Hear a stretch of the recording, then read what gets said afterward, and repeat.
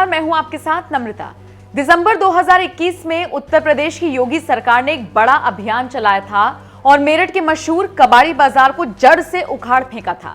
सोतीगंज में चल रहा यह अवैध कारोबार 1-2 साल से नहीं बल्कि सालों से चला रहा था। कहा तो ये तक जाता था कि देश के कोने कोने से चोरी की गाड़ियां लाकर यहीं पर कटती थी।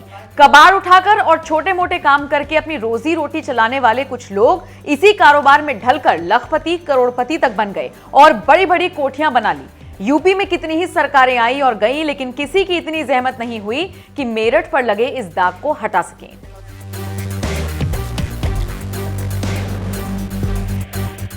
यूपी की योगी सरकार ने ऐसा कर दिखाया और सिर्फ दिखावे के लिए ही नहीं बल्कि जमीन से इस कबाड़ी बाजार को उखाड़ फेंका। सोचिए, कहने को ये देश ही नहीं बल्कि पूरे एशिया का सबसे बड़ा स्क्रैप मार्केट था, यानी कबाड़ का बाजार था। यहां पर हर तरह के स्पेयर पार्ट्स मिला करते थे, लेकिन इस बिजनेस की आड़ में यहां पर चोरी की गाड़ियां धड़ल्ले से कटती थीं। दिल्ली, एनसीआर, पश्चिम यूपी के दूसरे जिलों से भी गाड़ियां लाकर यहीं पर काटी जाती थी।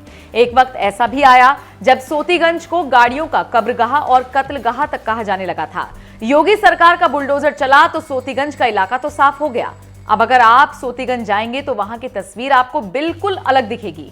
जहां कभी कबाड़ के बड़े बड़े ढेर हुआ करते थे, वहां पर अब फूलों की दुकानें दिखाई देती हैं या फिर शुद्ध शाकाहारी खाने के रेस्टोरेंट्स। खैर, ये सब देखने के बाद सबको यही लगा कि योगी सरकार के एक्शन का असर हुआ और अब चोरी का सामान खरीदना और बिकना बंद हो गया।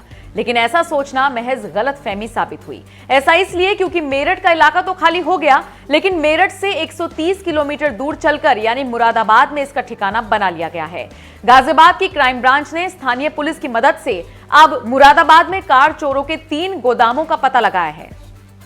यहां से लगभग 70 वाहन और 3 करोड़ के पुर्जे बरामद किए गए हैं।